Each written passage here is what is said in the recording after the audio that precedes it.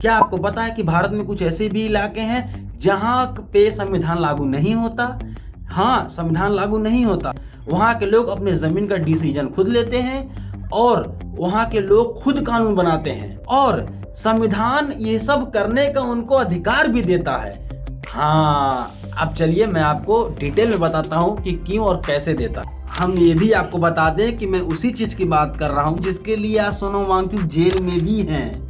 Jail में सोनम वांगचुक का रहने का यही भी कारण है कि 6 शेड्यूल अपने राज्य यानी कि लद्दाख के लिए मांग रहे हैं और सरकार और सोनम वांगचुक के बीच टकराव इस वजह से भी है। नमस्कार दोस्तों, कैसे हैं आप लोग? आशा करता हूं कि अच्छे होंगे। तो चलिए आज हम बात करते हैं संविधान के उस हिस्से की जो भारतीय संविधान का खास है। भारत भूमि के विविधता का ये सुंदर मिसाल है। हाँ, मैं 6 शेड्यूल की बात कर रहा हूँ, यानी 6वीं अनुसूची। तो चलिए हम इसको डिटेल में आपको बताते हैं। यह केवल एक कानून व्यवस्था नहीं है, यह भारतीय जनजाति क्षेत्रों की आत्मा की रक्षा करने वाला एक ढाल है। भारत भूमि के पूर्वोत्तर यानी नॉर्थ ईस्ट इलाकों में बहुत सारी जनजातियां रहती थीं, जैसे असम, मेघालय, त्रिपुरा, मिजोरम। ये भारत के राज्य हैं। तो इनमें बहुत सारी जनजातियां रहती थी और हर जनजातियों का अपनी भाषा, अपना संस्कृति, अपना वेशभूषा, मतलब एकदम सब कुछ अलग अलग था। तो संविधान में ये विचार किया गया कि हम एक भारत का एक पूरा संविधान इन पर नहीं थोप नहीं सकते, क्योंकि इनका अलग है, ये टूट जाएंगे, ये स्वीकार नहीं कर पाएंगे। इस वजह से 6 शेड्यूल का संविधान में जोड़ा गया। 6वीं अनुसूची संविधान में इस वजह से जोड़ी गई। अब हमारे संविधान निर्माताओं ने कहा कि भारत तो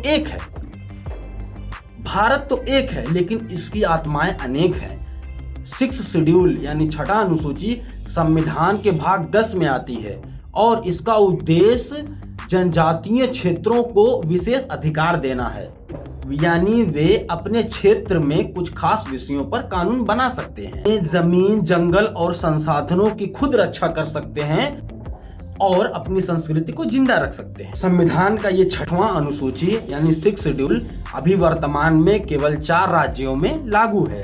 कौन कौन से हैं? मेघालय, त्रिपुरा, असम, मिजोरम।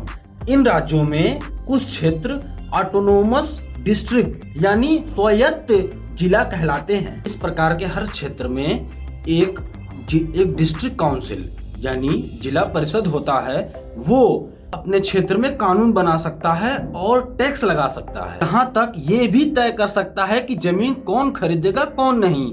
इसीलिए आप ध्यान दिए होंगे कि जहाँ के जो जनजातीय क्षेत्र होते हैं वहाँ आप जाकर जमीन नहीं खरीद सकते हैं, ये वहाँ के नियम होते हैं। 6ठी अनुसूची के आधार पर इन जनजातियों को क्या मिला? इन जनजातियों को मिला अपने जमीन की रक्षा करने का अधिकार, अपने संस्कृति की रक्षा करने का अधिकार, बाहरी लोगों से अपने भूमि की रक्षा और अपने भाषा और संस्कृति और परंपरा को बचाए रखने की आज़ादी और शासन में सीधा भागीदारी। हालांकि इसमें चुनौतियां भी हैं।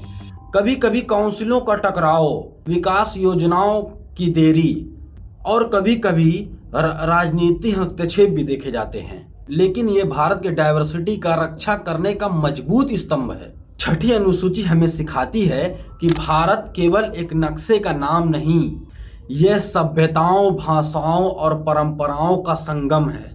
ये वीडियो हमारा आपको कैसा लगा? अगर अच्छा लगा हो तो आप थोड़ा सा हमें नीचे सपोर्ट दिखाइए, सब्सक्राइब कीजिए, बेल आइकन दबाइए ताकि हमारा आगने वाला इन्फॉर्मेटिव वीडियो आपके तक पहुंचता रहे और लोगों को भी शेयर कीजिए ताकि लोग इस अनजान चीज़ से वाकिफ हों और लोग थोड़ा सा नॉलेजेबल हों। बहुत बहुत धन्यवाद आपका। और ये मेरा पहला वीडियो भी है तो थोड़ा प्यार और दिखाएं ताकि मुझे सराहना मिले और मैं और अच्छा कर पाऊँ। एक बात मैं आपसे और कहना चाहूँगा कि ये पीछे का बैकग्राउंड जो है इसको ध्यान मत दीजिएगा, ये मेरे संघर्ष की निशानी है। ये मैं अभी संघर्ष कर रहा हूँ तो बैकग्राउंड ऐसा ही आएगा। जय हिंद।